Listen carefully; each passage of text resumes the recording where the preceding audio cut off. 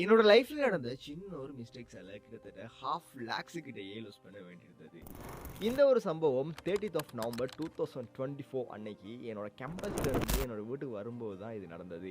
யூசுவலாவே நான் கேம்பஸுக்கு போகும்போது public transport, அதாவது பஸ்ஸை தான் யூஸ் பண்ணுவேன். அப்படியும் இல்லை, சம்டைம்ஸ் நான் லேட்டாக வருவேன் அப்படின்னா தான் என்னோட ஓன் மோட்டர் பைக்லேயே போயிடுவேன். நான் யூஸ்வலாகவே என்ன பண்ணுவேன் அப்படின்னா, எல்லாரும் பண்ணுற மாதிரி ஏர்போர்டை நான் வந்துட்டு என்னோட வெயிஸ்ட்டில் தான் கிளிப் பண்ணியிருப்பேன். அதாவது என்னோட ட்ரௌசர் வெயிஸ்ட்டில் தான் இதை வந்து கிளிப் பண்ணியிருப்பேன்.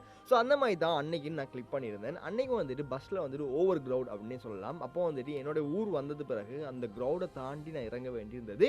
ஸோ நான் வந்துட்டு க்ரௌடை தாண்டி இறங்குறதுக்கு நான் வந்துட்டு இறங்க போயிருந்தேன். அந்த டைம் என்ன நடந்தது அப்படின்னா, இந்த ஒரு ஏர்போர்ட் என்னோட வெயிஸ்ட்ல இருந்து தனியாக விழுந்துட்டு, அதாவது இந்த ஒரு கிளிப் வந்துட்டு என்னோட ட்ரௌசர் பேண்டில் இருந்தது. இந்த ஏர்போர்ட் வந்துட்டு பஸ் உள்ள விழுந்துட்டு, நான் வந்துட்டு வெளியில் வந்ததுக்கப்புறம் எனக்கு தெரிய வந்தது அது என்கிட்ட இல்லை அப்படின்னு. ஸோ அந்த டைம் நான் பண்ணது ஒரே ஒரு விஷயம் தான், அந்த பஸ்ஸோட நம்பரை வந்துட்டு எடுக்கிறதுக்காக அந்த பஸ் என்ன பஸ் அப்படிங்கிறத மட்டும் தான் நான் நோட் பண்ணேன். ஸோ தென் அதுக்கப்புறம் வந்துட்டு என்னோட ஃப்ரெண்ட்ஸ் ஆக்கெல்லாம் கால் பண்ணி அந்த பஸ்ஸோட கண்டக்டர் நம்பரை எடுத்துட்டேன். உடனே என்ன பண்ண அப்படின்னா, அவர் கால் பண்ணி இந்த மாதிரி தான் ஒரு சம்பவம் நடந்தது, என்னோட ப்ராடக்ட் ஒன்று உங்கள் பஸ்ஸில் மிஸ் ஆகிட்டு அது கிடைச்சிக்க அப்படின்னு எடுத்தாங்க, உங்களுக்கு வேணால் நான் காசை பே பண்ணுறேன் அப்படிங்கிற மாதிரி தான் சொல்லியிருந்தேன்.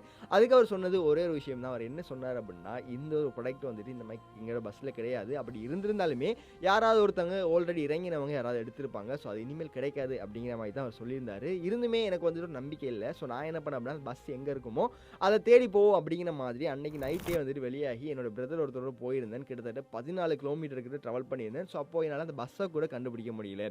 இந்த மாதிரி தான் ஒரு டயரோட அப்படியே வீட்டை வந்து சேர்ந்தேன். ஹொனஸ்ட்டாக சொல்ல போனேன் அப்படின்னா, அந்த ஒரு ப்ராடக்ட் வந்துட்டு எனக்கு கிடைக்காது அப்படிங்கிற மாதிரி தான் என்னோட மென்டாலிட்டியுமே வந்துட்டு அடாப்ட் ஆகினது. அதே சமயம் ரொம்ப கஷ்டமாகவும் இருந்தது. ஏன் அப்படின்னா, அந்த ப்ராடக்ட் வந்து நான் வாங்கும்போதே கிட்டத்தட்ட ஸ்ரீலங்கன் ப்ரைஸுக்கு 47,500 கிட்ட வந்து கோஸ்ட் ஆகினது. அதான் வந்துட்டு 1/2 lakhs கிட்ட அப்படின்னு நான் சொல்லியிருந்தேன். ஸோ இந்த மாதிரி ஒரு ஸ்பெண்ட் பண்ணி வாங்கின ஒரு ப்ராடக்ட் வந்துட்டு இல்லை, அதுவும் மிஸ் ஆகிட்டு, இந்த மாதிரி சிம்பிளான ஒரு விஷயத்தால் மிஸ் ஆகிட்டு அப்படின்னு சொல்லும்போது ரொம்பவும் கஷ்டமாக இருந்தது.